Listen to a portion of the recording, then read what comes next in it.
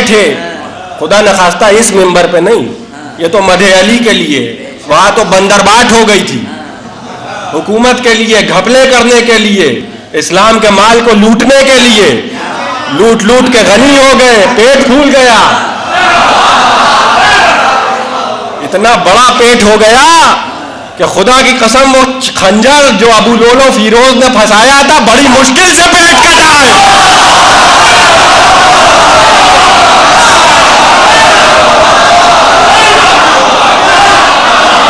پیٹ نہ ہو گیا, پیٹ نہ ہو گیا, تورا بورا کی پہاڑیاں ہو گئی.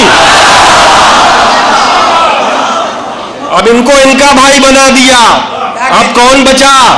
اب غنی بچے, تو اب ان کی ٹکر کا کون؟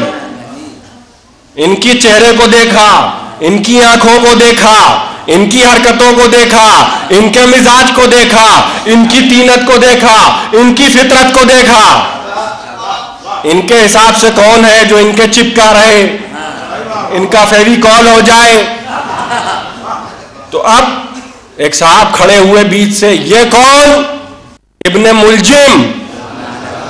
وہ نہیں, ارے وہ ابن ملجم نہیں, یہ ابن عبد الرحمن بن عوف.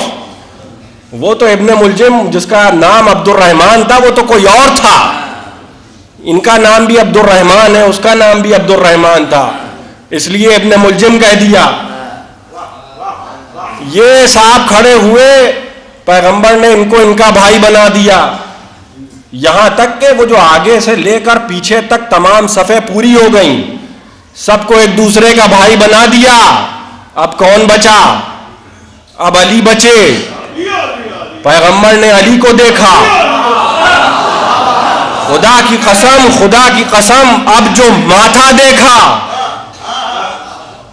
تو کوئی ماتھا ایسا نہیں کہ جو علی کے ماتھے جیسا ہو.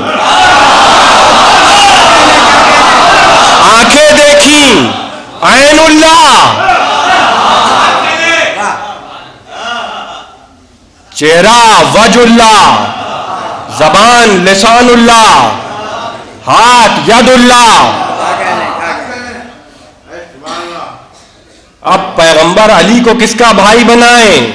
خدا نخواستہ کسی صحابی کا بھائی نہیں بنائیں گے. اب پیغمبر نے جو دیکھا تو مسجد میں کوئی تھا نہیں سوائے نبی کے. اب علی کا مقابلہ ہے تو صرف نبی سے ہے, کسی اور سے نہیں ہے. جب پیغمبر نے علی کو دیکھا تو کہنے لگے یہ تو میرا نفس ہے, یا علی انت اخی فی الدنیا والآخرہ. ایک صلوات پڑھ دے محمد و آل محمد.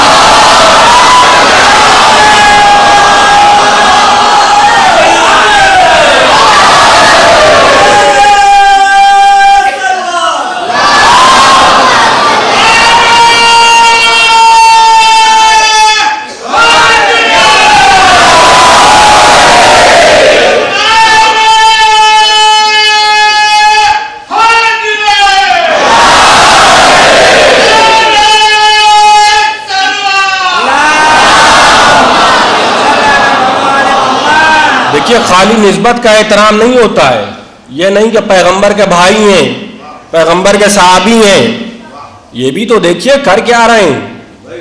یہ نہیں کہ صرف مسلم ہیں, اب جو سمجھ میں آ رہا ہے کر رہے ہیں, لائسنس مل گیا, فرعون ہو گئے. بھائی عجیب معاملہ یہ ہے کہ پیغمبر تو غلطی کرے اور پیغمبر کا صحابی غلطی نہ کرے. یہ کون سی منطق ہے, یہ کون سی لاجک ہے کہ پیغمبر غلطی کر رہے ہیں, صحابہ علی سے آگے لڑیں بھیڑیں تو خطا اجتہادی, اور لے کے کس کو آئے؟ پیغمبر کی بیوی کو میدان جمل میں. تو کیوں آئے ہو لڑنے کے لیے؟ سنیے جمل کی لڑائی کی بنیاد کیا ہے. پیغمبر کے بعد جو کچھ ہوا اس کا تذکرہ نہیں ہے, مگر اصل میں دو دور ایسے گزرے, دو دور ایسے گزرے کہ ہر ایک کو حرام کی لگ گئی. اب سب کو چاہیے تھا مال, علی سے کچھ ملنا نہیں ہے. علی تو وہ دیں گے جو جس کا حق ہے.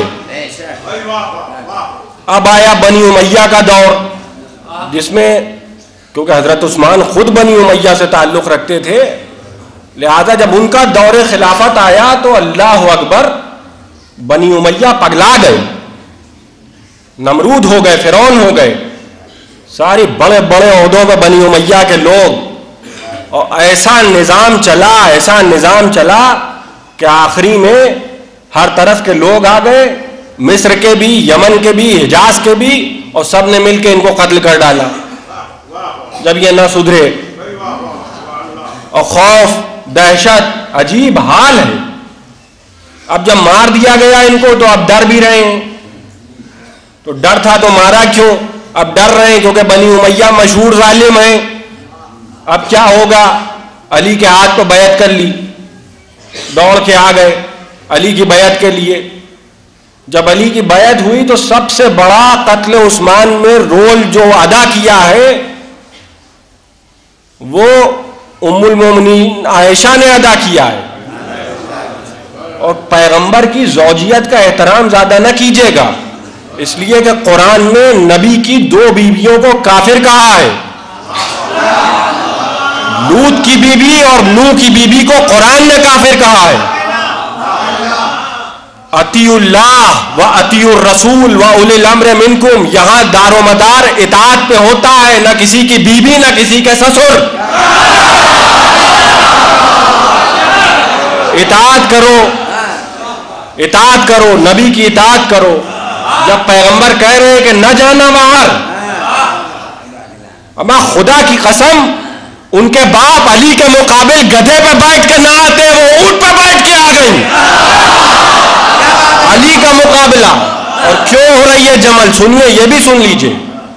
ہر آدمی اپنے اعتبار سے، میں سوچوں تو آج کے زمانے سے سوچوں گا، میں 25 سال کے آدمی سے بڑھتے ہوئے نہیں سوچوں گا کہ یہ ہو سکتا ہے مجھے رکھ کے پیٹ دے، لیکن 50 سال کے آدمی کو اگر میں بدتمیز ہوں تو ہو سکتا ہے میں دوڑا لوں۔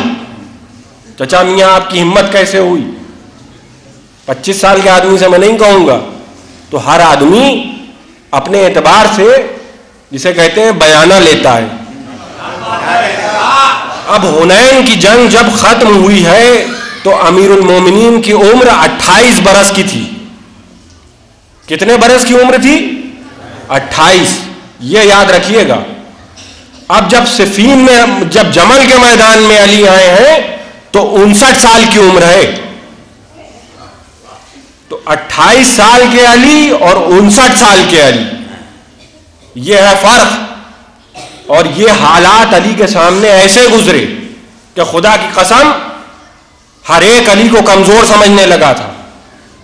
سب یہ سمجھ رہے تھے کہ اب بازوؤں میں وہ دم نہیں ہے، اب کیا لڑیں گے، بڑھاپا ہے، اب جوانی نہیں رہی تو روانی بھی نہیں رہی۔ ہر ایک شیر ہوا جا رہا ہے، جس کو دیکھیے وہ علی کو دھمکیاں دے رہا ہے، اور ادھر علی ہیں، اور کیوں نہ دھمکیاں دے گا۔ دیکھیے حالات کیا ہوئے، غدیر کا اعلان، پیغمبر کی وفات، وہ ہوئے خلیفہ، علی کی گردن میں رسی بندھی ہے۔ اب علی صبر کر رہے ہیں، صبر کو کمزوری سمجھا جا رہا ہے۔ زہرا کے گھر میں آگ لگ چکی ہے، علی خاموش ہیں، گھٹنے پہ رکھ کے روٹیاں توڑ رہے ہیں۔ تو اب ان سب حالات میں جو مشہور بزدل تھے وہ بھی یہ سمجھے کہ علی ڈر گئے۔ اور حالت یہ ہے کہ نہج البلاغہ میں ارشاد فرمایا کہ اگر کہوں کہ میرا حق مجھے دو تو کہتے ہیں لالچی ہو، اور اگر چپ رہتا ہوں تو سمجھتے ہیں ڈر گئے۔ ابو طالب کا بیٹا موت سے کب ڈرا جو اب ڈرے؟ بیعت ہوئی، اور اب وہی بات لوگوں کے ذہنوں میں ہے کہ اگر وہی دم تھا علی میں تو اب تک کیوں چپ رہے؟ اور 30,000 کا لشکر، کرائے کے ٹٹو سب جمع ہو گئے جمل کے میدان میں، اونٹ بھی ہے۔ آپ کی نظر میں یہ اہمیت ہی نہیں رکھتا کہ فلاں مولوی صاحب کیا کہہ رہے ہیں، مولوی صاحب کیا، ان کی اوقات کیا۔ آپ کی رائے کیا ہے جمل والوں کے مطابق؟